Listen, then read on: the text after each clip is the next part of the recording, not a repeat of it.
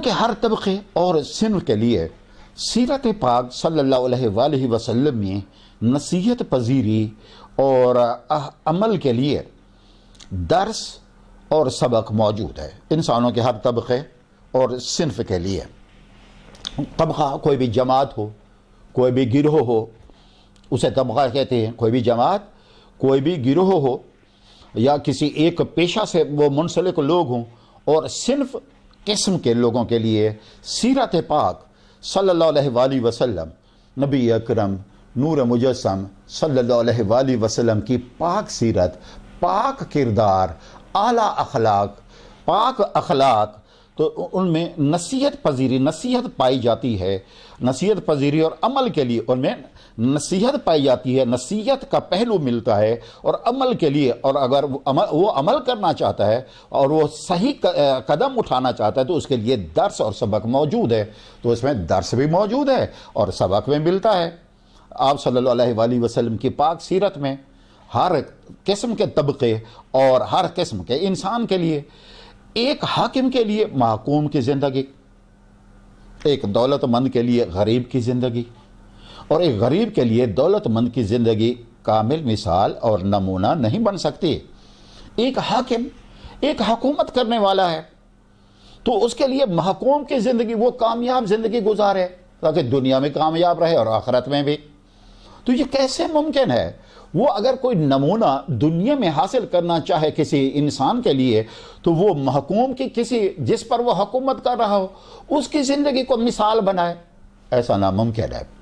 یہ کامیابی کی دلیل نہیں۔ بالکل اسی طرح ایک دولت مند انسان جس کے پاس دولت کی ریل پیل ہے، روپے پیسے کی کمی نہیں، اور وہ کامیاب ترین زندگی گزارنا چاہتا ہے، تو یقیناً وہ کسی دولت مند یا سرمایہ دار ہی کو منتخب کرے گا کامیاب زندگی گزارنے کے لیے۔ کسی غریب کی زندگی کو تو مد نظر نہیں رکھے گا، ایک مفلس اور کنگال کی زندگی کو، کہ جس کے پاس پیسہ ہی نہیں۔ یہ تو غیر فطری بات ہو گئی۔ اور ایک غریب کے لیے دولت مند کی زندگی، اور ایک غریب کے لیے دولت مند کی زندگی کامل مثال اور نمونہ نہیں بن سکتی۔ بالکل اسی طرح اگر ایک مفلس آدمی، ایک غریب آدمی، اگر وہ چاہے کہ وہ کسی دولت مند کی زندگی کو مکمل مثال اور نمونہ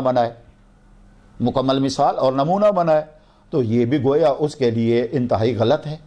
انتہائی غلط ہے۔ وہ کیسا؟ یہ ممکن ہی ناممکن ہے، اس کے لیے ممکن ہی نہیں۔ وہ کس طرح اس کو نمونہ بنا سکتا ہے؟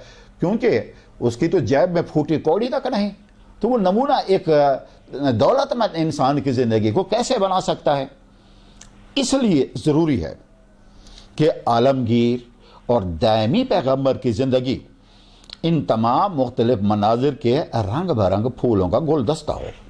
چنانچہ مصنف اس بات پر زور دے رہے ہیں کہ عالمگیر آفاقی، عالمگیر کسے کہتے ہیں؟ آفاقی، اور دائمی پیغمبر کی، وہ دائمی پیغمبر کی زندگی، وہ پیغمبر جو دائمی ہو، مستقل ہو، اس کا اسوہ حسنہ وہ عارضی طور پر نہ ہو، بلکہ وہ روز محشر تک کے لیے ہو، ہر وقت کے لیے اور ہر طبقے کے لیے ہو، اور جہاں جہاں انسان رہتے ہیں ان کے لیے ہو۔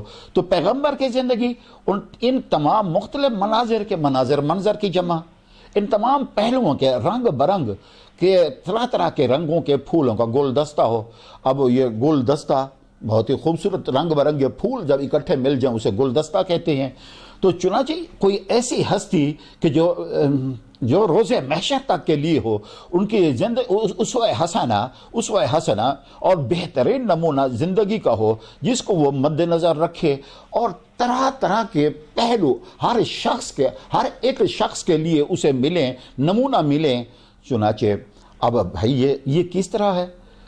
اب اس کی مثال ہم مصنف یوں دیتے ہیں، ہم چلتے پھرتے بھی ہیں، اٹھتے بیٹھتے بھی ہیں، چنانچہ انسان چلتا پھرتا بھی ہے، اور اس میں عمل، اس زندگی میں حرکت کرتا ہے۔ وہ ہاتھ پاؤں توڑ کر تو نہیں بیٹھ جاتا، اٹھتے بیٹھتے بھی ہیں، اور اٹھنے بیٹھنے میں بھی آداب کو مد نظر رکھنا ہوتا ہے کہ کیسے اٹھنا چاہیے، کس انداز میں بیٹھنا چاہیے۔ کھاتے پیتے بھی ہیں، کھاتے پیتے بھی ہیں، ہم کھاتے پیتے بھی ہیں، کس طرح ہم انسان ہیں اشرف المخلوقات، چنانچہ کھاتے پیتے ہوئے ہمیں دیگر جانوروں سے مختلف ہونا چاہیے۔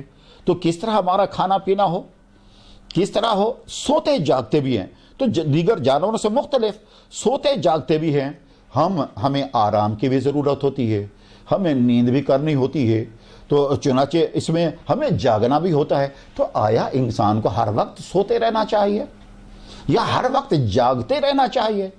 یہ سونا جاگنا انسانی سرشت میں ہے، فطرت میں ہے، تو چنانچہ اس کے لیے بھی ہمیں رہنمائی کی ضرورت بھی ہے۔ ہنستے بھی ہیں، روتے بھی ہیں۔ اب ہم ہنستے بھی ہیں، روتے بھی ہیں، چنانچہ ہنسنا انسانی جبلت ہے، فطرت ہے۔ ارسطو نے کہا تھا مین از اے سوشل اینیمل، انسان معاشرتی حیوان ہے، انسان معاشرتی حیوان ہے۔ وہ انسان ایسا حیوان ہے، ایسا جانور ہے جو معاشرے میں رہتا ہے، یہ فرق دیگر جانوروں سے۔ لیکن ایک فرق یہ بھی ہے کہ انسانوں اور دیگر جانوروں میں انسان کو ہنسنے والا جانور کہا گیا ہے کہ انسان مسکراتی ہے، انسان مسکراتی ہے۔ آپ لوگوں نے کبھی کسی اور جانور کو بھی ہنستے مسکراتے یا کہہ لگاتے دیکھا ہے؟ یقیناً ایسا نہیں دیکھا ہوگا، ایسا نہیں دیکھا ہوگا۔ تو چنانچہ ہمیں ہنسنا کیسے چاہیے؟ محاورہ تو یہ کہاوت تو یہ جانوروں کی طرح ہنسنا، تو یہ ہنسنا تو نہ ہوا کہ گویا یہ اگر انسان اسی طرح ہنستا رہے جس طرح کہاوت ہے جانوروں کی طرح ہنسنا، تو یہ بہت بڑا بھدا اور بھیانک لگتا ہے کہ انسان مسکرائے تو کیسے مسکرائے۔ چنانچہ رونا بھی انسانی جبلت ہے کہ جب انسان کو خوشی ملتی ہے تو مسکراتا ہے، اور جب اسے کسی درد و الم سے واسطہ پڑتا ہے تو اس کی آنکھیں پرنم بھی ہو جاتی ہیں، وہ روتا بھی ہے، آنسو بھی بہاتا ہے، اور بعض اوقات بعض لوگ تو چیخ چیخ کر روتی ہے۔ تو انسانوں کو رونا بھی، انسان روتے بھی ہیں، پہنتے بھی ہیں، اتارتے بھی ہیں۔ چنانچہ ہم پہنتے بھی ہیں، اتارتے بھی ہیں۔ اللہ تعالیٰ نے ہم پر لباس اتارا، اللہ تعالیٰ نے ہم پر لباس اتارا جس سے ہم اپنی سطر ڈھانپتے ہیں۔ چنانچہ لباس اتارنے اور پہننے میں بھی آداب ہیں کہ اس کے لیے کیا طریقہ اختیار کرنا چاہیے، سیکھتے بھی ہیں، سکھاتے بھی ہیں۔ چنانچہ انسان ساری زندگی سیکھتا رہتا ہے، ساری زندگی سیکھتا رہتا ہے، اور یہی انسان ہی ہے کہ جو وہ علم حاصل کرتا ہے اور اسے سکھاتا بھی ہے، اور اسے دوسروں کو سکھاتا بھی ہے، اور یہ اپنے حد تک علم کو محدود رکھے، تو یہ معاشرے کے برعکس ہے، یہ معاشرے کے برعکس ہے۔ مرتے بھی ہیں، مرتے بھی ہیں، مارتے بھی ہیں، مرتے بھی ہیں، مارتے بھی ہیں۔ چنانچہ یہ بھی ایک حقیقت ہے کہ ہم انسان مارے بھی جاتے ہیں، اور ہم ہی وہ انسان ہوتی ہیں کہ جو کسی کو مارتے ہیں۔ اب یہاں مارنا یا مرنا کس طریقے سے ہے کہ آیا ہم بے موت مارے جائیں؟ انتہائی غلط بات ہے۔ اگر ہم نے مرنا ہے تو پھر اس کے کئی طریقے ہیں، وَجَاهِدُوا فِي سَبِيلِ اللَّهِ، اور اللہ کی راہ میں جہاد کرو۔ اور انسان اگر اللہ کی راہ میں جہاد کرتے ہوئے مارا جائے تو وہ شہید کہلاتا ہے، اور ہم مارتے بھی ہیں جہاد فی سبیل اللہ، کہ جو دین خدا بندی کے برعکس کام کرے اور مسلمانوں کی جان کے درپے ہو جائے، تو چنانچہ اس کے خلاف جہاد کرنے کا حکم ہے، تو جہاد کرنے کا حکم ہے۔ چنانچہ ان کے جو دنیا میں امن اور چین غارت کرتی ہے تو ان کے مارنے کا بھی درس ملتا ہے۔ کھاتے بھی ہیں اور کھلاتے بھی ہیں، ہم کھاتے بھی ہیں، کھلاتے بھی ہیں، کہ انسانی فطرت اس میں بنائی گئی ہے کہ جسم انسانی ایک مشین کی طرح ہے کہ جس طرح اسے موبائل یا پیٹرول وغیرہ کی ضرورت ہوتی ہے، تو جسم انسانی کی مشینری کو بھی خوراک کی ضرورت ہوتی ہے۔ اسی طرح خوراک کی ضرورت ہوتی ہے کہ جو اسے چلنے کی طاقت، چلنے پھرنے کی اور کام کاج کرنے کی طاقت مہیا کرتی ہے۔ کھاتے بھی ہیں اور کھلاتے بھی ہیں، چنانچہ کھلاتے بھی ہیں، ہمیں اپنے جیسے غریب بھائیوں کو کھلانا چاہیے، کس انداز میں، کس طریقے سے، کس محبت کے ساتھ کھلانا چاہیے. تو چنانچہ اس کے لیے بھی ہمیں عملی نمونے کی ضرورت ہے. احسان لیتے بھی ہیں اور کرتے بھی ہیں، احسان لیتے بھی ہیں اور کرتے بھی ہیں. اور کبھی ہم احسان مند ہوتے ہیں کہ دوسرے لوگ ہمارا کوئی کام کر کے یا ہمارے لیے کوئی آسانی پیدا کر کے ہم پر احسان کرتے ہیں، جو ہمارے محسن کہلاتے ہیں، اور ہم ان پر احسان لیتے بھی ہیں اور کرتے بھی ہیں. اور کبھی ہم ان کی ضرورت ہے زیادہ. مثال کے طور پر یہ ہے، اگر کسی مزدور کو ہم ان کی خون پسینے کی کمائی سے کچھ زیادہ دے دیں تو یہ گویا ان پر احسان ہے، اور ان کے کام احسن طریقے سے کر دیں اور رکاوٹ نہ ڈالیں تو یہ بھی گویا احسان ہے. اور اپنی جان دیتے بھی ہیں اور بچاتے بھی. اپنی جان کبھی قربان کر دیتے ہیں راہ خداوندی میں جان قربان کر دیتے ہیں. تو اور یا پھر یہ تو ممکن نہیں، ہمیں جان ہی دینی ہے تو جا کر ہم ایسا تو نہیں کر سکتے کہ جناب جان دینا کار خیر ہے اور ہم سمندر میں چھلانگ لگا دیں، یا کسی اونچی عمارت پر چڑھ کر کود پڑیں، یا پھر کسی ریلوے لائن کے آگے سر دے دیں، اور یا پھر ہیڈ پنجت کے کسی درہ کے آگے کود پڑیں. تو ایسا تو ناممکن ہے، یہ تو گویا حرام کی موت ہو گئی. اور پھر جان دیتے بھی ہیں اور بچاتے بھی ہیں. لیکن جان دینا بعض اوقات ایک انسان دوسرے انسان کو بچاتے ہوئے اپنی جان قربان کر دیتا ہے تو وہ شہید ہے، اور دوسروں کو بھی بچاتی ہے. یہ انسانی فطرت ہے. جب ہی تو دنیا کے کسی گوشے میں اگر کوئی مصیبت میں ہے تو دوسرے کونے سے انسان وہاں پہنچتا ہے ان کی جان بچانے کے سلسلے میں، یہاں تک کہ وہ اپنی جان بھی گنوا بیٹھتا ہے. تو اور یہ ایک جان گنوا بیٹھتا تو وہ شہید ہے. یہی مقصد ہے انسانی ہے کہ وہ ایک دوسرے کے کام ہیں، بچاتے بھی ہیں. عبادت و دعا بھی کرتے ہیں.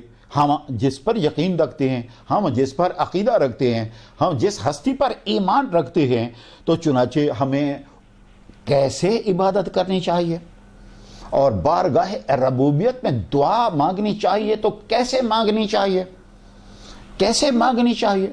تو بالکل اس کے لیے بھی ہمیں اس کے لیے اور اسی طرح کہ کیسے دعا مانگنی چاہیے. تو بعض اوقات ہم شکوہ کرتے ہیں کہ ہم دعائیں مانگتے ہیں، حاجات طلب کرتے ہیں بارگاہ عزتی میں، لیکن ہماری دعائیں مستجاب نہیں ہوتی. تو چنانچہ اس کا بھی طریقہ کار بتایا گیا ہے. اور کاروبار بھی، اور دعا بھی کرتے ہیں، اور کاروبار بھی اسی طرح. ہم زندگی کی گاڑی چلانے کے لیے مختلف پیشوں سے جڑ کر کاروبار کرتے ہیں. مہمان بھی بنتے ہیں اور میزبان بھی. ہم کبھی مہمان بن جاتی ہیں تو مہمان ہمیں بن جاتی ہیں، اور کبھی ہمیں قضاء و قدر لے جاتی ہے کسی کے آستانے پر جو ہماری خدمت کرتے ہیں، ہمارا خیال رکھتے ہیں. اور کبھی لوگ ہمارے مہمان بن جاتے ہیں اور میزبانی کا شرف ہمیں حاصل ہوتا ہے. تو پھر مہمان کی قدر کیسے ہونی چاہیے؟ ایک میزبان ہونے کے ناطے سے ہمیں ان کی کن کن باتوں کا خیال رکھنا چاہیے. تو چنانچہ یہ باتیں ہمیں کہاں سے ملیں گی، کہاں سے سیکھنی ہوں گی؟ تو مصنف اس سلسلے میں زور دے کر کہہ رہے ہیں ہمیں ان تمام کاموں کے سلسلے میں جو ہمارے مختلف افعال جسمانی سے تعلق رکھتے ہیں، فعل کی جمع گویا کہ اعمال جسمانی سے، مختلف اعمال جسمانی سے تعلق رکھتے ہیں، یہ مختلف قسم کے کام رکھتے ہیں، کے لیے عملی نمونے کی ضرورت ہے، عملی نمونے کی حاجت ہے کہ کوئی عملی نمونہ ہو جس کو ہم مد نظر رکھتے ہوئے ہم صحیح راستے پر چلیں، صحیح طریقہ اختیار کریں جو ہر نئی حالت کے پیش آنے میں ایک نئی ہدایت کا سبق، جو ہر نئی حالت